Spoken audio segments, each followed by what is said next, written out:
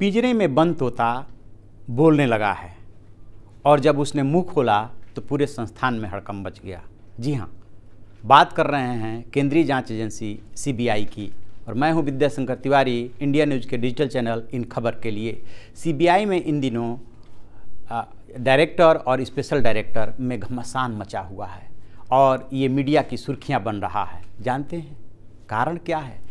जिस जांच एजेंसी का गठन हुआ था भ्रष्टाचार के मामलों की जांच के लिए, उस जांच एजेंसी के इतिहास में पहली बार ऐसा हुआ है कि उसने अपने ही स्पेशल डायरेक्टर राकेश अस्थाना के खिलाफ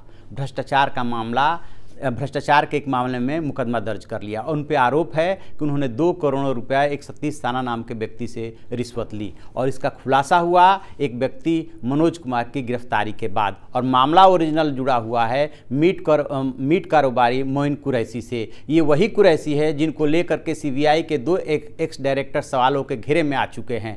तो जो कुरैशी का मामला है उसकी जाँच के लिए जो टीम बनी थी उसका नेतृत्व राकेश अस्थाना स्पेशल डायरेक्टर कर रहे थे। आरोप ये है कि इस जांच के दौरान उन्होंने सतीश साना नाम के व्यक्ति से 2 करोड़ रुपए की रिश्वत ली और उसी व्यक्ति की शिकायत पे इनके खिलाफ ये मामला दर्ज किया गया है। और अब ये मामला सरकार में उच्च स्तर पे जा पहुंचा है। जैसे ही एफआईआर लॉन्च हुई, चूंकि सीबीआई में ऐसा पहले कभी नहीं हुआ था कि किसी सिटिंग स्पेशल डायरेक्टर या एडिशनल डायरेक्टर के खिलाफ कोई भ्रष्टाचार का मामला दर्ज हो जाए, लिहाजा जैसे ही ऊपर संज्ञान में मामला गया पूरा हड़कंप मच गया इसको लेकर के। और अब बात हो रही है कि कैसे इस मामले का निपटारा होगा। इस मामले में दरअसल पेच ये आ रहा है कि कायदे से राकेश अस्थाना के खिलाफ एफआईआर लॉन्च होने से पहले कॉम्पिटेंट अथॉरिटी से परमिशन ली जानी चाहिए थी। भ्रष्टाचार निवारण कानून 1988 के तहत ज्वाइंट सेक्रेटरी एंड एबव के जब भी किसी ब्यूरोक्रेट के खिलाफ कोई ऐसा मामला दर्ज करना पड़ता है तो उसके लिए परमिशन लेना होता है, जो कि इस मामले में परमिशन नहीं लिया गया। संभवतः डायरेक्टर आलोक वर्मा ने ऐसा इसलिए किया होगा कि उन्हें लग रहा होगा कि शायद मामला जब ऊपर जाएगा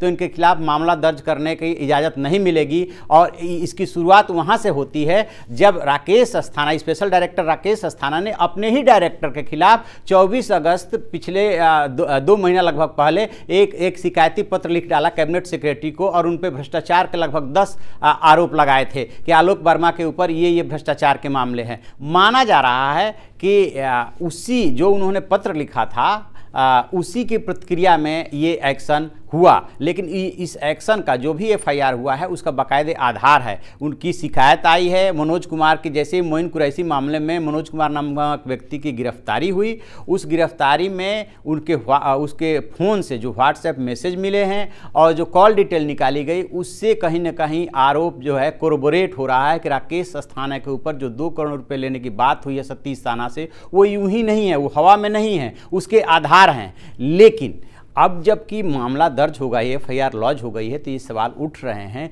कि ये इसकी परिणति कहाँ जा कर के होगी। और एक देश की सबसे क्रेडिबल जांच एजेंसी में ये हो रहा है तो फिर और एजेंसियों की क्या स्थिति होगी, इससे कोई क्या सीख लेगा और जो जांच एजेंसियां हैं। तो इसको लेकर के ये माना जा रहा है कि जरूर इस मामले में उच्च स्तर से इंटरफेयर होगा और इंटरफेयर किया भी जा रहा है कि आखिर इसकी क्यों नौबत आई। आपको याद दिलाऊं कि इस जाँच एजेंसी की जो स्थापना हुई थी 1963 में भ्रष्टाचार से लड़ने को लेकर के हुई थी, क्योंकि अपने देश में ऐसी कोई जांच एजेंसी नहीं थी जिसे भ्रष्टाचार के मामलों में को सॉल्व करने की एक्सपर्टाइज हो, तो उस लिहाज से इसकी स्थापना की गई थी। लेकिन वही जांच एजेंसी आज खुद भ्रष्टाचार के मामले में सवालों के घेरे में आ गई है। ये ही है इसमें खास बात। अब देखना ये है कि आगे ये मामला कहाँ जा कर के रुकता है, क्योंकि जिस स्पेशल डायरेक्टर राकेश अस्थाना के खिलाफ ये मामला दर्ज हुआ है वो सत्ता के काफ़ी करीबी माने जाते हैं और उन्होंने ये मामला दर्ज होने के बाद 15 अक्टूबर को ये दर्ज हुआ है भ्रष्टाचार का मामला, पलटवार किया और अपने डायरेक्टर के ऊपर आरोप लगाया है कि वो खुद भ्रष्टाचार में लिप्त हैं। वो क्या